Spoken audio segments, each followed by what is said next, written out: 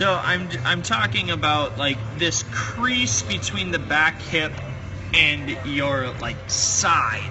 Okay, so it's not literally this. My line sucks, but you saw what I meant. Like this line right here. It's not literally that. It's more of the relationship with your back hip and the rest of your body. So like it's way more obvious with Tim.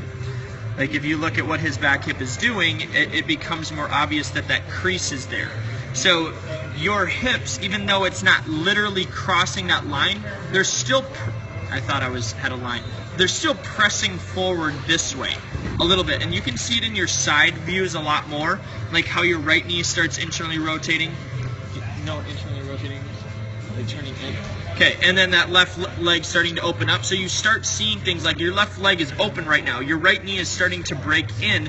Even though your back hip hasn't committed yet, these are all pointing in the direction of you starting to unload your back hip. So these are just, you're losing energy.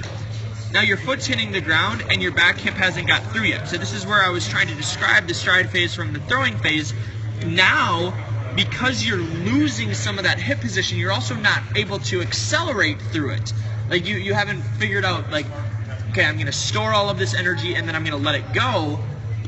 So you're hitting and then you're trying to get your hip through, which is a lot of the inconsistencies from when you're actually throwing.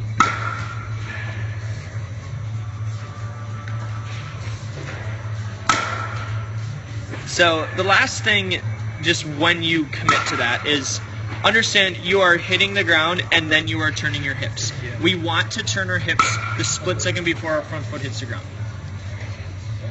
You're doing it after that. Yeah. Once you do, based on where your position is now, like if you would have gotten your hips through right now, there's a really good chance I wouldn't see you like this. I would see you more like that, which is what we want. Yeah. So anyway, we'll leave it at that.